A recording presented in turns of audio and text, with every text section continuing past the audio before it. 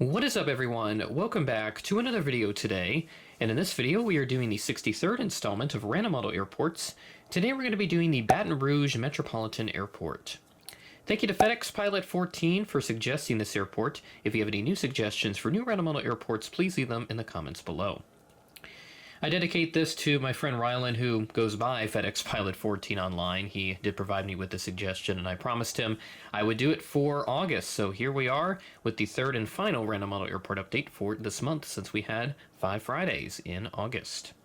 So this is a very tiny airport here with only half a dozen gates, so I've included a couple extra planes just to add some variety in here. So that does mean we do have some business jets coming back. And I'll talk a little bit more about some of the other business jets here at the end of the video, at least for what it's going to mean for my collection. So let's take a look at some brief history real quick. There are no new services coming to Baton Rouge in the near future, so just want to point that out real quick. So this airport was previously known as Harding Field, and it was used quite significantly by the U.S. Army Air Forces during World War II. There's nothing that's left of the old Army Air Force base except just the layout of the airport, the runways and all that, so you won't be able to find much outside of that. But I had all kinds of planes that were used here. They had different training stuff as well that they used over the years. And then other airlines that came through here during that time, we had, starting off with Trans-Texas Airways, and then Southern, which became Republic, Northwest into Delta, and then other defunct carriers like Eastern and Continental also came through Baton Rouge over the years. Now, they did see a brief surge in air service after New Orleans was hit by Hurricane Katrina in 2005, so there were services to places like Cincinnati and New York. They picked those up shortly after New Orleans got impacted significantly by that storm.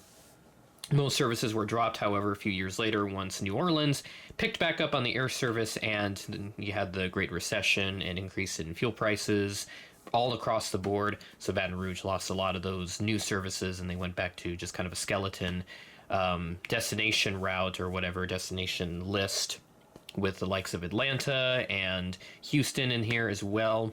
So just really those services remain, and then American has a couple. They have one up to Washington Reagan, which is a bit surprising, and they also have service over to Charlotte and DFW as well.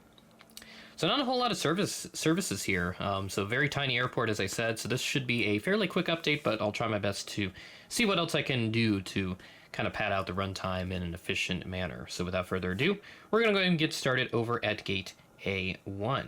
We're starting off pretty hot here with this Mesa Airlines CRJ900. Very glad that I have this model from Gemini Jets, and I also have my own custom that I made long before they even had plans to announce this in a release back in 2022. This aircraft arrived in from Houston George Bush Intercontinental as Flight 6132, of course operated by Mesa, there in the livery. This arrived in at 8:56 p.m. ahead of a scheduled 9:11 p.m. arrival.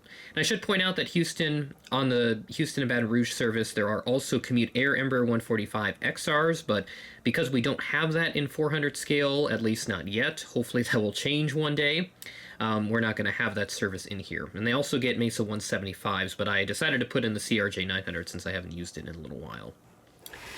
And then our only other aircraft at the A gates, we do have a Delta 717, so the only mainline service that exists here at Baton Rouge right now.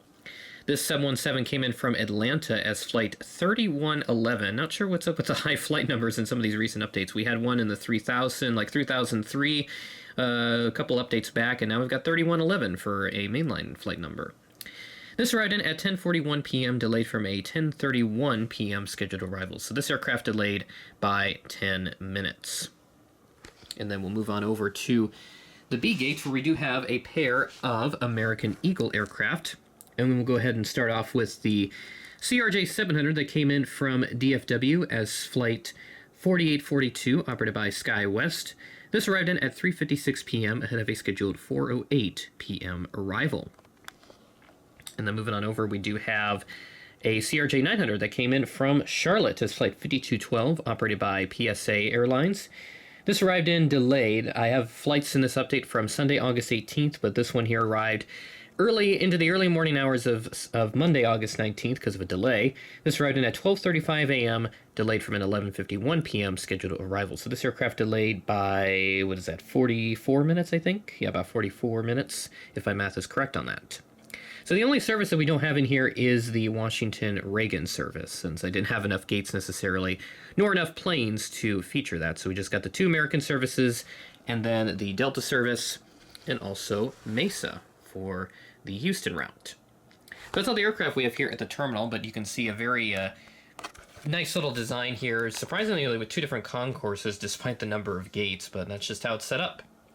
Now I've got 3 additional planes here taxiing, so we'll go ahead and start off with this little Cessna 750 Citation X that just arrived in from Hammond, Louisiana as flight RKJ868. This is a private operator. This arrived in at 5 p.m., delayed from a 4:37 p.m. scheduled arrival, so we're looking at a delay of 23 minutes for this private operator.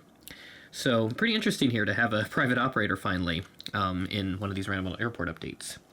And then one more commercial aircraft, this Delta CRJ900 taxiing in between the Cessna and the next aircraft we'll take a look at, the last one for this update. This CRJ900 arrived in from Atlanta as Flight 3739, operated by SkyWest, arriving in at 8:36 a.m., ahead of a scheduled 8:50 a.m. arrival. And then our last aircraft here, we have another NetJets aircraft, a little Bombardier Challenger 350 that came in from Brownsville, Texas, as Flight 796. This arrived in at 11:35 a.m., delayed from a 10:54 a.m. scheduled arrival, so we're delayed by 41 minutes on this particular aircraft. So nice to have the business jets once again, and I do have a couple that are on order from JetSet models. They will not be in by the time this video comes out. This is going out on Monday. They are on the way, hopefully. They'll hopefully be on the way by the time that this video comes out. I just got the notification that they are going to be sent out here very soon. So looking forward to doing the unboxing of that, and if everything is according to plan, if it all stays on schedule, that will come out sometime late next week. So very excited about the future of JetSet models and excited to add more of their products into my collection, and I'll be looking forward to seeing what other GA aircraft they're going to be doing soon, because right now they have the Gulfstream 650 and the PC-12 available for order, and I know they're going to do more here in the coming months. And that is everything that I have for this episode of Random Model Airports, number 63 in the series. Again, thank you to my friend Rylan for suggesting this, and hopefully he'll be able to provide some more exciting suggestions along with the rest of you guys. So still going through them, and I'll be sure to pick out another good pair of airports for September. So with that being said, that is the end of the video. Thanks for watching, and I will catch you in the next video.